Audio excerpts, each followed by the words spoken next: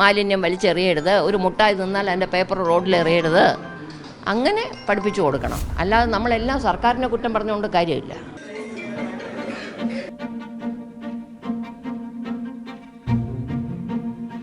അവിടെ നിന്ന് തമ്പുരാട്ടിമാരെ പറഞ്ഞ നിർദ്ദേശം എന്ന് വെച്ചാൽ നാടിന് നന്മ ചെയ്യുക, നമ്മുടെ സമൂഹത്തിന് അവർക്കിപ്പോൾ ആവശ്യം സമൂഹത്തിന് നന്മ ചെയ്യുക, സമൂഹത്തിന് ആവശ്യമായിട്ടുള്ള കാര്യങ്ങൾ ചെയ്തു കൊടുക്കുക എന്നാണ് പ്രധാനമായിട്ട് പറഞ്ഞത്.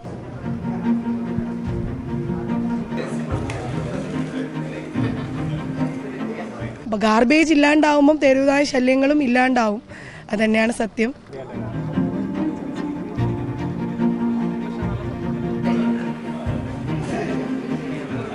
അപ്പോൾ മാലിന്യം മാറ്റണം, പിന്നെ ഉള്ളൂ തെരുവുനായ. ഇപ്പോൾ ആരും രാവിലെ നടക്കാൻ പോകുന്നില്ലല്ലോ തെരുവുനായനെ പേടിച്ച്.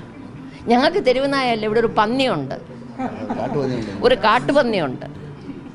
ഈ കോവിഡ് സമയത്ത് വന്നത് കാട്ടുപന്നി, അതുകൊണ്ട് വാഴ മരച്ചീനി എല്ലാം കുത്തി ഇളക്കുക.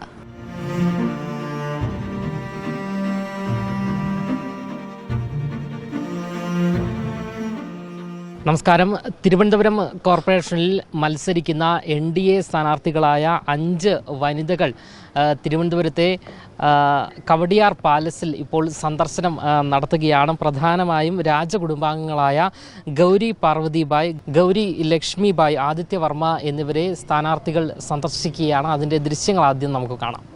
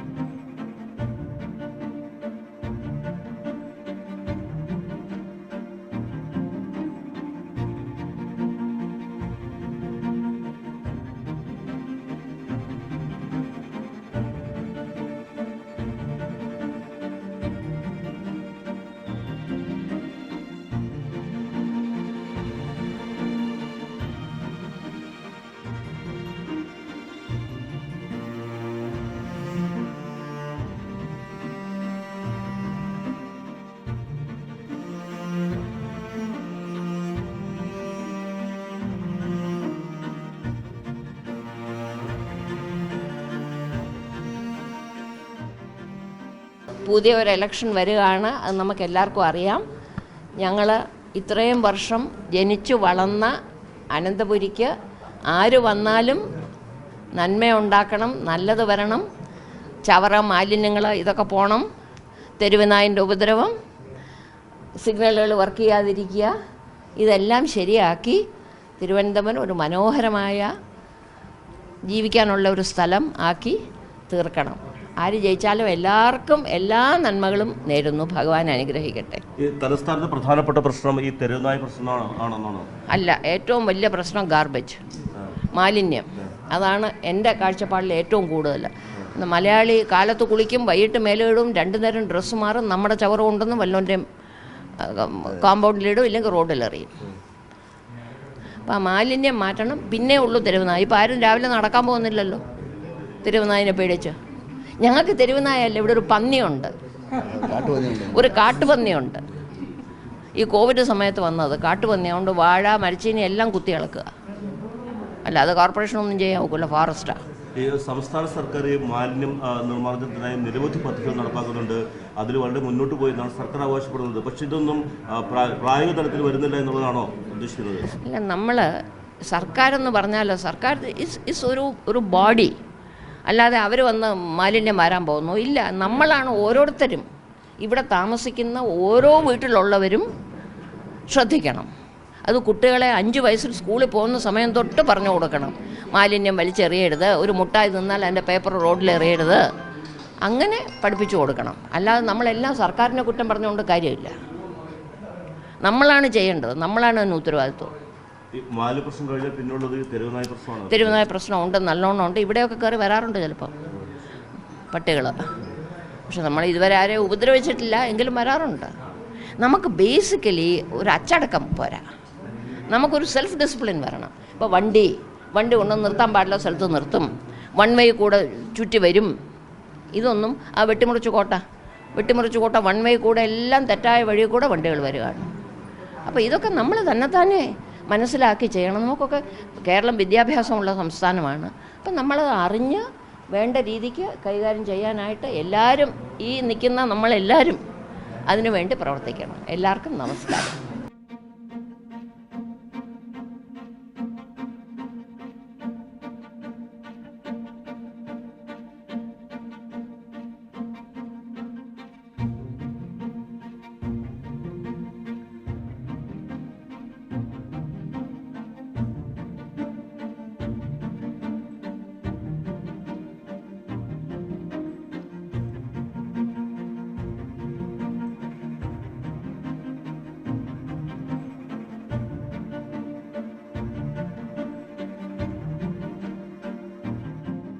കൊട്ടാരം സന്ദർശിച്ചിരിക്കുകയാണ്. എന്താണ് അവിടെ നിന്നും എന്തൊക്കെ നിർദ്ദേശങ്ങളോ അങ്ങനെ എന്തെങ്കിലും മുന്നോട്ട് വെച്ചിട്ടുണ്ടോ? അവിടെ നിന്ന് തമ്പുരാട്ടിമാർ പറഞ്ഞ നിർദ്ദേശം എന്ന് വെച്ചാൽ നാടിന് നന്മ ചെയ്യുക, നമ്മുടെ സമൂഹത്തിന് അവർക്കിപ്പോൾ ആവശ്യം സമൂഹത്തിന് നന്മ ചെയ്യുക, സമൂഹത്തിന് ആവശ്യമായിട്ടുള്ള കാര്യങ്ങൾ ചെയ്തു കൊടുക്കുക എന്നാണ് പ്രധാനമായിട്ട് പറഞ്ഞത്. പിന്നീട് പറഞ്ഞത് നമുക്ക് വേണ്ടത് നമ്മൾ മാലിന്യ നിർമ്മാർജ്ജനമായിട്ടുള്ള ഒരു തിരുവനന്തപുരം നഗരമാണ്, അതിനുവേണ്ടി ഒറ്റക്കെട്ടായിട്ട് പ്രവർത്തിക്കുക എന്നാണ് ഇവിടുന്ന് തന്നിരിക്കുന്ന ഉപദേശം. ഒരുപാട് സന്തോഷം, കാരണം വരാനും ഇവിടേക്ക് അനുഗ്രഹം വാങ്ങാൻ സാധിച്ചതും ഒരുപാട് സന്തോഷം.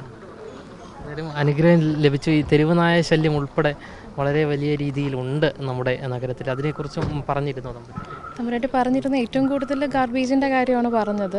അപ്പോൾ അവരുടെ ഒരു വിശ്വാസമാണ് തിരുവനന്തപുരം നഗരം ഇനിയിപ്പോൾ നമ്മളെ പോലുള്ളവരുടെ കൈകളിലാണ്. അപ്പോൾ അവരുടെ വിശ്വാസമാണ്, അത് ഞങ്ങൾ കാത്തു സൂക്ഷിക്കണം, ആ വാക്ക് അവർക്ക് പാലിക്കണം. ഇതൊക്കെ തന്നെയാണ്. ഏറെ വിജയപ്രതീക്ഷയിലാണ്. തീർച്ചയായിട്ടും ഏറെ വിജയപ്രതീക്ഷയിലാണ്. രാജീവ് ചന്ദ്രശേഖർജിയോട് മോദിജി പറഞ്ഞിട്ടുണ്ടല്ലോ, 45 ദിവസത്തിനകത്ത് മോദിജി ഇവിടെ എത്തുകയും തമ്പുരാട്ടിമാർ പറഞ്ഞ പോലെയുള്ള മാലിന്യ പ്രശ്നം തന്നെയാണ് നമ്മൾ ഈ പ്രവർത്തനത്തിന് ഇറങ്ങിയപ്പോൾ തന്നെ നമ്മളിതിന് മുമ്പേ ഡിസ്കസ് ചെയ്ത കാര്യമാണ് തമ്പുരാട്ടി പറഞ്ഞതും. അപ്പോൾ അതിന് വേണ്ടിയിട്ടുള്ള എന്താണ് അതിനുവേണ്ടി നമുക്ക് ചെയ്യാൻ പറ്റുന്നതിൻ്റെ മാക്സിമം ചെയ്യണമെന്ന് തന്നെയാണ് മോളിൽ നിന്നും കേന്ദ്രത്തിൽ നിന്നുള്ളൊരു വലിയൊരു ഇടപെടൽ. അതുകൊണ്ട് ഗാർബേജ് ഉള്ളതുകൊണ്ടാണല്ലോ തെരുവുനായ ശല്യങ്ങളും കൂടുന്നത്. അപ്പം ഗാർബേജ് ഇല്ലാണ്ടാവുമ്പം തെരുവുനായ ശല്യങ്ങളും ഇല്ലാണ്ടാവും. അതുതന്നെയാണ് സത്യം. ഇവിടെ വരാൻ കഴിഞ്ഞതാണ് ഏറ്റവും വലിയ അനുഗ്രഹം. നമ്മൾ ദൂരെ നിന്നല്ലെങ്കിൽ തമ്പുരാട്ടിമാരെ കാണാൻ കഴിഞ്ഞു എന്നുള്ളത് ആറ്റുകാൽ ദേവിയുടെയും ഒപ്പം ശ്രീപത്മനാഭൻ്റെയും ഏറ്റവും വലിയ അനുഗ്രഹമായി ഞാൻ കരുതുകയാണ്. കുടിവെള്ളക്ഷാമം അത് രൂക്ഷമാണ്, ഞാൻ നേരത്തെ പറഞ്ഞിരുന്നു.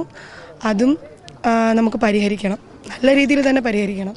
എന്തായാലും രാജകുടുംബാംഗങ്ങൾ നിരവധി പ്രശ്നങ്ങളാണ് ഈ നഗരവുമായി ബന്ധപ്പെട്ടുള്ള കാര്യങ്ങൾ സ്ഥാനാർത്ഥികളോട് പറഞ്ഞിരിക്കുന്നത്. പ്രധാനമായും നഗരത്തിലെ മാലിന്യ പ്രശ്നമാണ്. ഇതുൾപ്പെടെ തെരുവുനായ ശല്യത്തിനും കാരണമാകുന്നു. ഇതെല്ലാം തന്നെ മാറി തിരുവനന്തപുരം അടിമുടി മാറേണ്ട സാഹചര്യമുണ്ട് എന്നാണ് സ്ഥാനാർത്ഥികളോട് രാജകുടുംബാംഗങ്ങൾ പറഞ്ഞിരിക്കുന്നത്. അത്തരത്തിലൊരു മാറ്റം വരുത്താൻ സ്ഥാനാർത്ഥികൾക്ക് സാധിക്കട്ടെ എന്നും രാജകുടുംബാംഗങ്ങൾ വ്യക്തമാക്കിയിട്ടുണ്ട്. ക്യാമറമാൻ അഖിൽ അശോകിനൊപ്പം അമൽ രുദ്ര, മറുനാടൻ മലയാളി, തിരുവനന്തപുരം.